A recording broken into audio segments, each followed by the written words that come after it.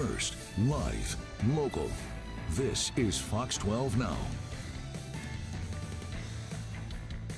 Hello, everyone. This is Fox 12 Now. I'm Greg Nibbler. Thank you very much for joining us. I wanted to pull this camera up here to start. Well, a little glitch there in the matrix, but that is a live shot from Seaside, Oregon. Taking a look there at the coast. You can see some of those clouds kind of coming in, but still fun day over there at the coast. But there's something important you should know if you're planning to head there this weekend, and that is that there is a sneaker wave warning that's been issued from the National Weather Service for Friday through Sunday. So we're going to talk about that, about what exactly a sneaker wave is, what to watch out for, how to make sure that you're staying safe. And to do that, we have our expert joining us right now. We've got Charles Loos, the ocean coach, who is here to walk this through. And Charles, always great to have you here on the show. To go through this and learn about some different safety tips and tricks and things to be aware of when it comes to the water. I'm going to switch this camera really quick because I don't know what's glitching on there in the background, but it is, we're going to go to there. We'll move it to that one. But Charles, again, thanks for being here. You know, to start off, I was hoping maybe we could just talk about sneaker waves in general, you know, and not only how to recognize one, but just maybe a definition of what a sneaker wave is. It's an interesting term because it's not, beachgoers will not see a big wave break in the surf zone. You're not going to see like a big tsunami or anything coming at you. It's more of a surge. If you're walking on a sandy beach, you're going to see a surge of water, maybe 2 or 3 feet deep, come rushing up the beach, carrying logs, dogs, anything in its path. And it can rush several hundred feet up the beach, really, you know, knock you off guard. And then it'll stay there. That high water will stay there for a minute, 2 minutes, maybe even 3 minutes. And then it'll recede way, way, way out again. So what you're seeing is and then it may repeat. What you're seeing is a surge. It's not actually a big wave. Interesting. So it's 2 to 3 feet high, you said, of this surge of water that could go that far up the beach. Yeah. And that'll just happen out of nowhere. You know, there is a sneaker wave season. It's right now, October, November, December, at another peak in March. It really doesn't happen much in the summer, but out of nowhere, the funny thing is oceanographers are not quite sure what a sneaker wave is or how it's formed. There's a lot of theories. There's a component of it being a series of large waves. There's a component of the water level in high surf conditions just kind of goes up at the beach, stays high for 3 minutes, and then goes down, stays low for a couple minutes. It's just this oscillation that we don't quite understand. But that's really what you're looking at, is this oscillation. And there's enough, I mean, at least for this weekend, there's a warning about these potential sneaker waves from Friday through Sunday, maybe even into Monday now. I'd have to double check, but for anybody going over there, certainly you want to pay attention to that. But yeah, about the potential, or a higher potential maybe, for some of these sneaker waves, even within this season that we're at. Yeah, definitely. It's a wintertime thing. And I want to just talk about, too, there's a bug crawling over the camera there in the background. So, you know, yeah, it's perfect timing. I don't know what's going on in the ocean right now, both of our cameras there. But for sneaker waves, too, you know, going through this, so how do people recognize this, and what should they be watching out for if they're over there at the coast? You know, it's a two-phase approach. Number one is know before you go if sneaker waves may happen, and the warning, of course, is one thing. The other thing is watch your tide table, because you're more likely to get into trouble if the tide is rising than if the tide is falling. That's not a hard and fast rule, but you're certainly more likely to get into trouble. So, and you might be the only one in your family who knows anything about sneaker waves. You know, so take that seriously. You know, you've got your grandparents, your toddlers, your dogs. You know, you might be the guardian of all of them. While you're down there, there is one clue that is pretty good, and that is if where you were walking is soaking wet. I mean, dripping wet. It looks like it was wet 2 minutes ago. Guess what? It was wet 2 minutes ago.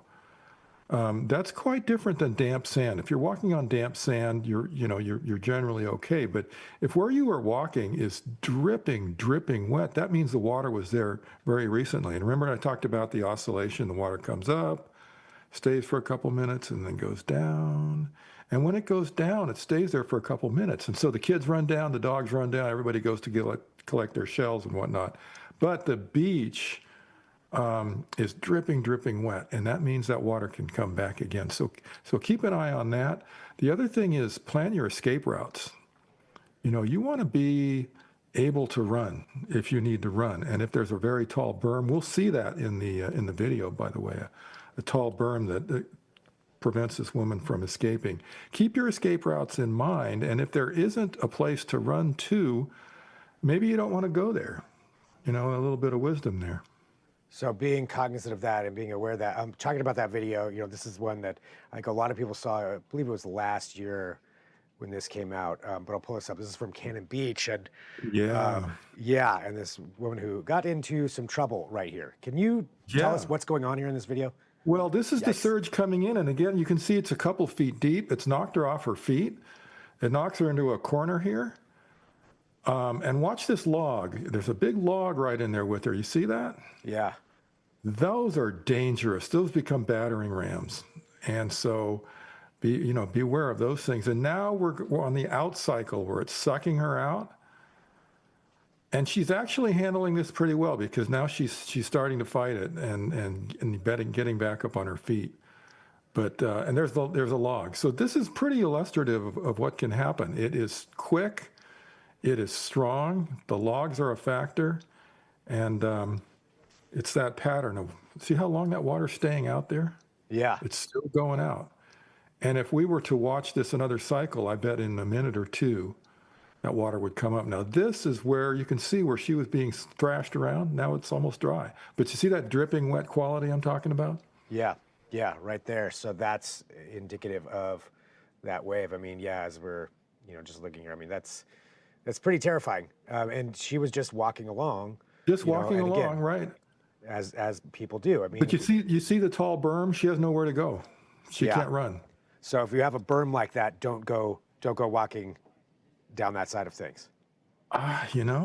Live to fight another day. Yeah, not worth it. I mean, one of the things, in the Pacific Northwest, even when it is cold, a lot of people like to go up to the water, even dip your feet in freezing cold ocean water, and people do that. But for sneaker waves like this, what are the important things people should really be thinking about when they're over there at the coast this weekend, when you're in particularly a warning like this? An outgoing tide is safer than an ingoing tide. Make sure you have an escape route. If you don't go. Keep track of your clan, whether it's, your friends, your dog, whatever. And then watch for that cycle of the water going way out and then sitting there for a while. And it's so appealing to go down there and collect shells, but, it can come right back up again. Yeah, maybe not worth it. And be aware of that water temperature because let's say you get hit by a sneaker wave. The water's going to be 48 degrees or 52 degrees. That is cold. That is really cold. So if you're hit by that, there's going to be a lot going on. You're going to be scared by the water, but be ready for that cold shock because it's really something. Be aware of where the logs are. You don't want to be pinned by those. And there's actually some techniques people can use. Like with that woman, the water came in and it shoved her up the beach. Okay? Go with it. If the wave knocks you down and it's pushing you up the beach, float with it. She got jammed into a hole. That wasn't good. But usually it's just a sandy beach. Float with it. Let it take it as high up the beach as it'll go. Then when the ebb starts, then stand up. But there's no need to fight the current when it's pushing you up the beach where you want to go. Interesting. Okay, so just to reiterate those points, should you be caught in a sneaker wave? Should you be out there and one starts washing in and is pushing you up? You're saying that you should just let it take you up the beach. Yep. Save your strength, and then it'll stop. And if you put your feet down there and stand up, you'll be way above the water line. So let it wash you. Same with your dog. Dogs are pretty good. If your dogs get swept out, wait for the surge to bring it to you. Don't do the big heroic thing. You're going to go down to save your dog because it can be pretty dangerous. So if your dog does get washed up, wait for the surge to come back in and wash the dog back up on the shore. Yeah. It's a good thing. And if your grandfather gets knocked down, and they're being, washed up the beach, maybe get on the seaward side of him. So when the surge starts going back out to sea, you can catch him rather than running after him. You see Interesting. what I'm saying? Yeah. Yeah. Yeah. So try to Yeah. get in front, get in between the Yeah. person and the ocean as it's washing back out. Okay. Interesting stuff. Well, anything else that you think is important for people to know? Gosh, we live on a wild coast, Greg. I mean, this is not Florida. This is not New Jersey. This is not Maui. We live in the Wild West here. Our tides are massive. Our surf is massive. It is glorious and wonderful, and it's very much worth seeing. It's worth learning about it. It's worth taking your kids. But just a few things and keep in mind. Stay off that really wet sand. Keep your eyes peeled. Yeah, watch out for that. Well, Charles, thank you as always for joining us. A little bit of education here for everybody. And for those people that are heading out to the coast, just be aware. I mean, this is good stuff to be aware of any time.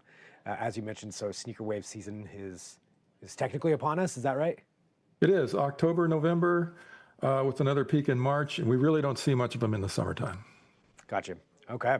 All right. So good stuff to be aware of. Thanks so much for being here. I always appreciate it. Okay, thanks. My pleasure. And for everybody, and hey, real quick, actually, for you, where can people follow along with everything that you do as well? TheOceanCoach.com. I teach small boat skippers how to get out on the ocean safely, and I teach beach safety to families. There we go. Lots of opportunities then to learn more. And always great, as I mentioned, Charles, to have you on here. And for everybody watching, we are live streaming. We're going to take a break. We've got more coming up. And should there be breaking news anytime between 1 p.m. and 4 p.m., I will be here with you for that. But feel free to share this segment, download the Fox 12 Oregon app. And thanks for watching.